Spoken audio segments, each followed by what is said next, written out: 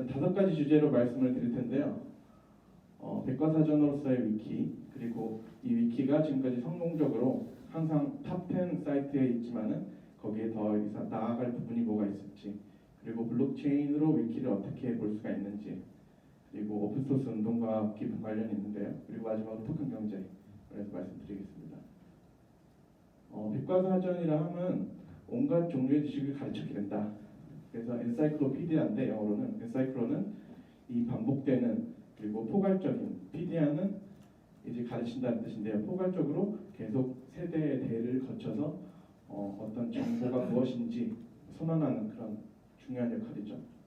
그래서 백과사전의 역사를 보면은 종이 인풋 아웃풋으로 볼 수가 있는데요. 종이는 인풋과 아웃풋이 상당히 한정돼 있죠. 그 다음에 누피디아는 인풋이 상당히 한정되되 아웃풋은 누구나가 접근 가능합니다. 위키백과는 지금 인풋 아웃풋을 더 포괄하는 그런 방식이고요. 그래서 위키라는 것이 무엇이냐? 위키라고 하면 보통 위키백과를 많이 생각하시는데, 위키라는 것은 불특정 다수가 협업을 해서 기여를 하는 방식을 다 위키 방식이라고 합니다. 그래서 위키백과가 사실은 탈중앙화된 사이트들 중에서 상당히 중요한 의미 있는 사이트이다 라고 말을 하고 있고요. 탈중앙화됐다는 것은 기존에 이제 백과사전이라 하면은 한정된 이제 소수의 저자가 많이 기여하는 것이 아니라 서로 상호 감시하에 기여를 하는 것이죠. 이것에 대해서 뭐 10수년도 전에 많은 논의들이 있었는데, 결과적으로는 브리테니커 백과사전보다 위키백과가 더 나은 버전이다 라고 말하면서 집단 지성의 뭐 어떤 각광받는 모델로서 많은 논의가 있었습니다. 그리고 또 현대사회 하루하루 이렇게 이벤트들이 많이 있는데, 그것을 갖고 나가는 데는 위키 방식이 필연적인 방법이겠죠. 그래서 이제 이런 각각의 문서에 대해서 또 식별자를 붙여가지고, 또 하나의 문서에 대해서 영어판도 있고 중국판도 있고 이럴 거 아니에요. 그 문서에 대한 정보를 다 링크를 걸어가지고 하나로 관리할 수 있게 합니다. 그리고 더 나아가서 위키 백과사전만이 아니라 위키 재단이 관리하고 있는 다른 여러 프로젝트들이 있습니다. 이것들을 다 연동시켜서 위키데이터라는 것이 2015년부터 있는데요. 머신 리더블하게 기계도 이용할 수 있게, 이 빅데이터 관련해서 정제된 정보라고 하면 위키백과가 가장 큰 자산이겠죠. 그래서 큰 역할을 하고 있습니다. 그래서 이제 웹과 리퀴드 데이터를 창시한 팀 버너스리가 5스타 오픈 데이터 이 운동을 하고 있는데요. 가장 잘 정제된 정보가 링크드 오픈 데이터라는 겁니다. 위키백과에서 하는 건데요. 가장 정제되지 않은 정보는 PDF죠. 그래서 정보를 오픈할 때 LOD 방식으로, 링크드 오픈 데이터 방식으로 해야 한다라고 말하고 있고, 그것이 위키백과의 방식입니다. 그래서 항상 탑 10 안에 있는 웹사이트들 중에 하나죠, 위키백과가. 이것에 대해서 어떻게 개선할 수 있는 방법이 없을까? 이 새로운 기술로 더 나아갈 수 있는 방법이 있습니다.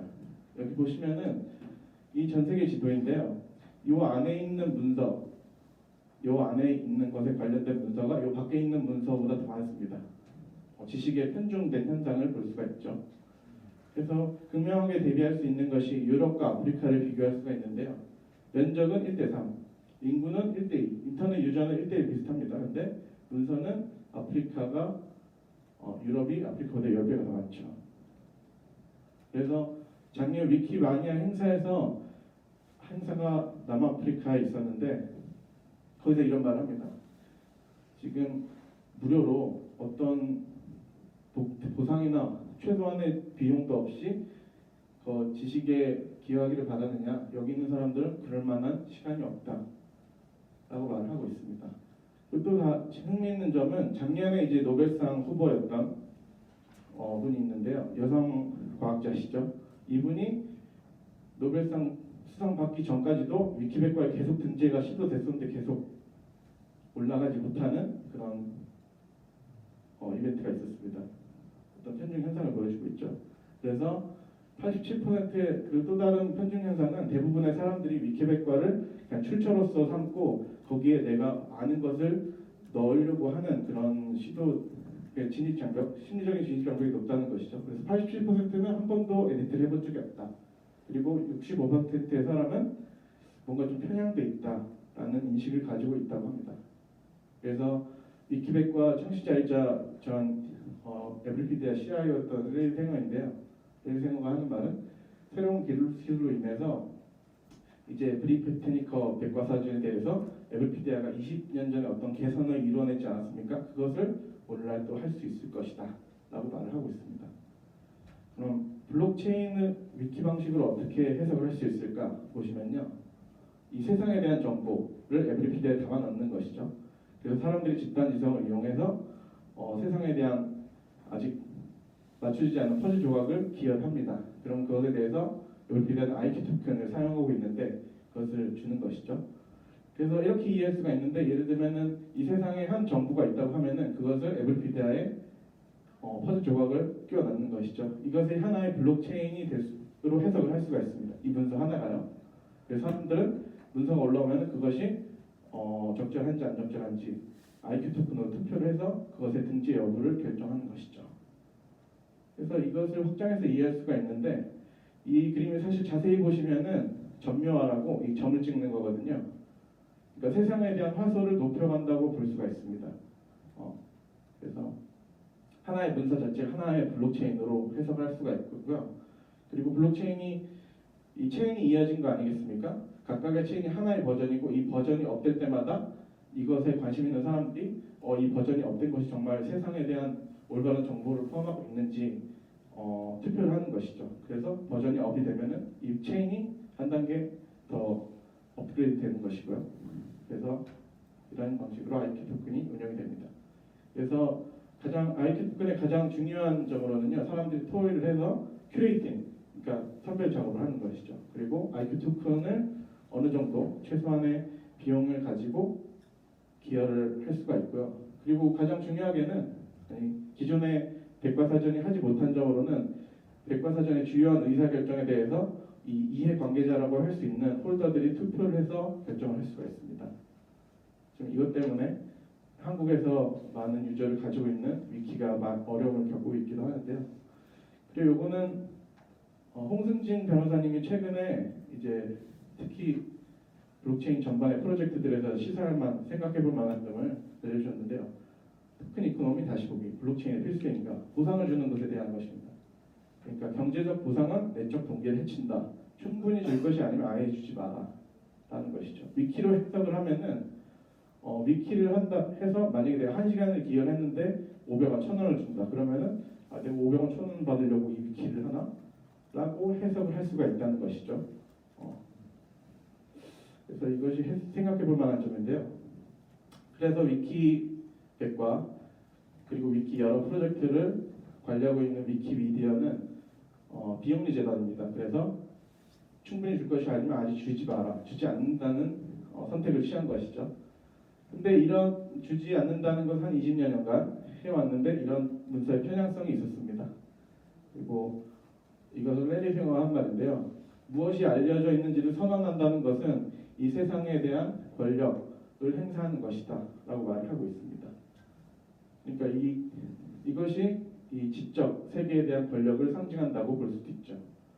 그래서 이런 외침, 아프리카에 있었던 어떤 여성의 외침을 외면할 수가 있는가?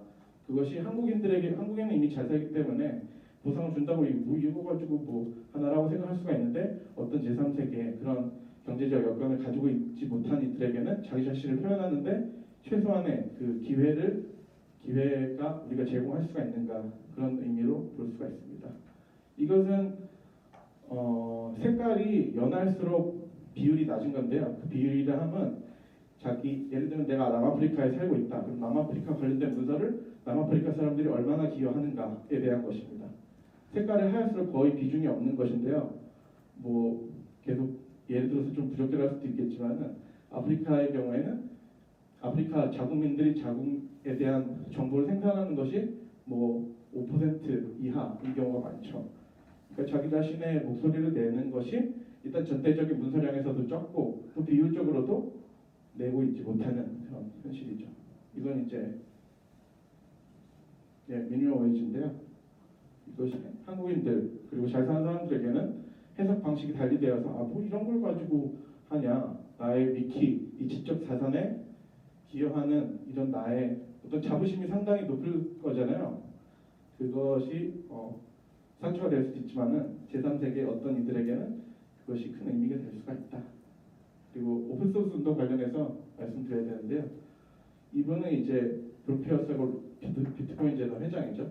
이분은 이 전 에브리피디아 운영진 모가담이었습니다. 모가담입니다.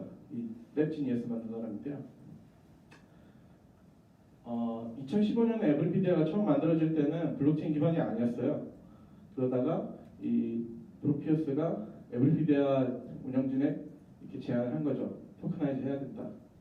그래서 위키피디아는 지난 가장 중요한 웹사이트들 중에 하나고, 그리고 다른 오픈소스 프로젝트들처럼 이것은 온전히 이 기여, 자발적인 기여에 의존하고 있다.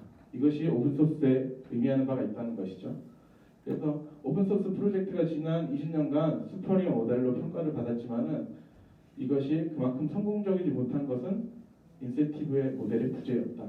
그래서 블록체인 그리고 토크나이제이션은 이 오픈소스 운동의 어떤 경제적인 모델을 제공하는 것이다. 그것이 에브리피디아 위키백과가 이제 탑 10 사이트에 있는 오픈소스 모델의 상징적인 존재라면 에브리피디아가 그것을 이뤄낸다면은 어떤 의미 있는 일이 될 것이다. 그래서 토큰 경제 말씀드리면요, 에브리피디아는 이제 영리 회사로서 투자를 받았어요. 블럭원으로부터 투자를 받았는데 이제 300억, 340억 정도 투자를 받았죠. 그래서 에어드랍을 했습니다. 그러니까 이오스 홀더들에게 51%를 분배를 한 것이죠. 그러니까 되도록 많은 사람들에게 분배를 하는 것이기 때문에 이오스의 ICO 과정도 아시겠지만 1년 동안에 최대한 많은 사람들에게 분배를 하려고 했듯이 에브리피디아도 그런 철학을 가지고 이오스 홀더들에게 51%를 분배를 한 것이죠.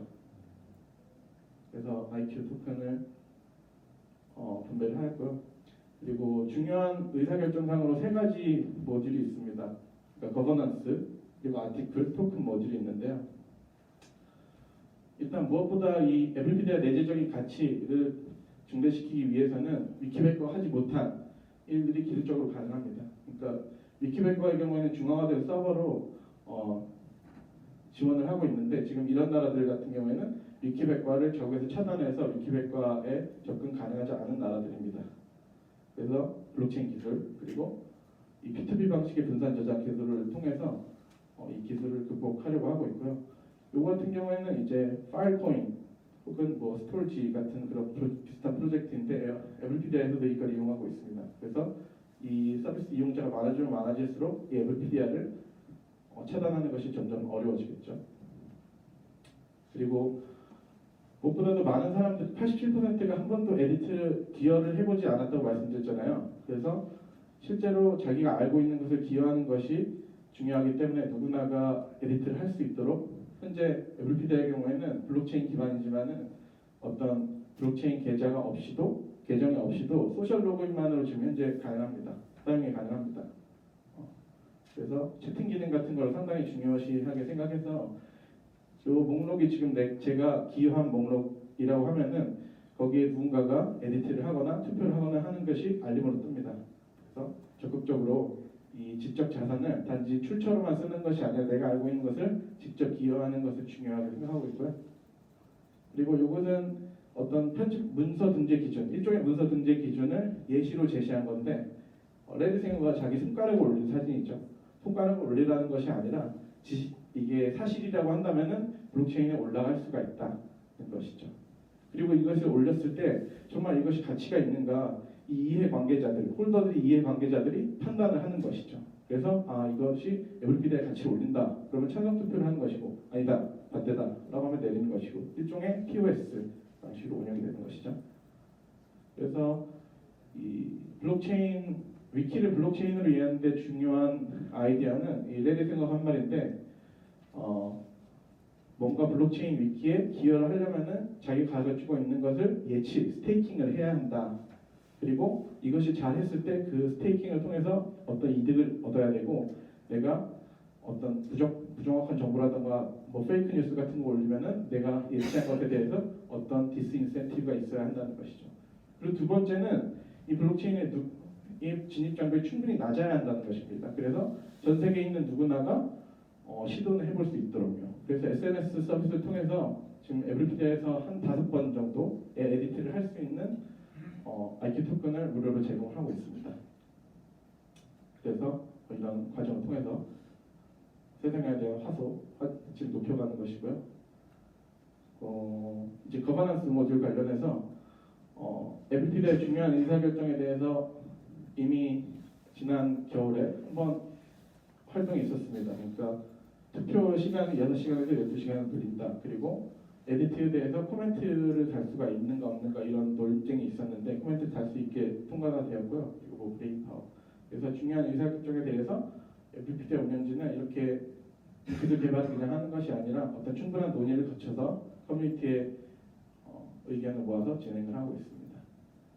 그리고 에브리피디아 토큰 자체적인 토큰의 사용처만이 아니라 에브리피디아는 이제 영리 회사로서 그것 이외에도 다른 IQ 토큰을 사용하는 덱을 만들면은 이 IQ 토큰의 가치가 높아져서 이 사용자를 더 끌어오는데 역할을 할 수가 있을 거잖아요. 그래서 지난 겨울에 4가지 덱을 만들겠다고 얘기를 했는데 예측 시장, 오라클 서비스, 원칙 이펙트, Q&A. 그래서 이번 여름에 이 프레딕트가 런칭을 해가지고 현재 지금 진행 중입니다. 프레딕트라는 거는 예상하는 거죠. 그러니까 백과사전이 과거와 현재만이 아니라 미래에 대한 것도 다룰 수 있지 않을까 이런 요구들이 있었고 그것을 프레딕트라는 앱을 통해서 현실화한 것이죠. 그래서 지금 뭐 트럼프가 탄핵되냐 마냐 이것에 대해서 일종의 배팅을 하고 있는 것입니다. 이것은 이제 두 번째 오라클 서비스와도 큰 관련이 있을 수가 있는데 오라클 서비스는 뭐 아시겠지만은 블록체인이 이제 외부의 정보를 가지고 오는 데는 이 중간자의 신뢰할 수가 있는가 이런 문제가 있을 수밖에 없는데 이 프레딕트를 통해서 이 프로세스가 충분히 정돈이 되면 오라클 문제를 해결하는 데도 큰 역할을 할 수가 있지 않을까 생각이 듭니다. 그러니까 트럼프가 재선을 했느냐 안 됐느냐 결국에는 이 실제 생활의 정보가 프레딕트로 넘어와야 되잖아요. 이것을 검증하는 것이 지금 계속 발달되고 있는데 그런 점에서 오라클 문제와 관련이 있습니다. 그리고 요거는 얼마 전에 강남 논스에서 있었던 리브라 되나? 뭐 이런 토론이었는데 외중에 패널 중에 한 분이 하시는 말씀이 이 토큰 경제 관련해서 20-30년 내로 노벨 경제학상이 나올 수가 있다. 뭐 이런 말씀을 하시더라고요. 그걸 보고 떠오른 게 우리 존경하는 김문석 교수님. 언제 사진이에요? 작년 사진일 겁니다. 그래서 부끄러워 뛰어든 토큰 경제, 한국의 토큰 경제가 헤게모니 지배하고파. 그래서 토큰 경제에도 저도 관련심이 많아가지고 이래저래 알아보고 있던 나중에 김문수 교수님을 또 여러 경로로 뵙게 되고 그래서 이 토큰 경제를 읽어가는데 이 자리에 그리고 김문수 교수님께서 어떤 큰 역할을 해주시지 않을까 그런 뜻깊은 자리가 아닌가 합니다.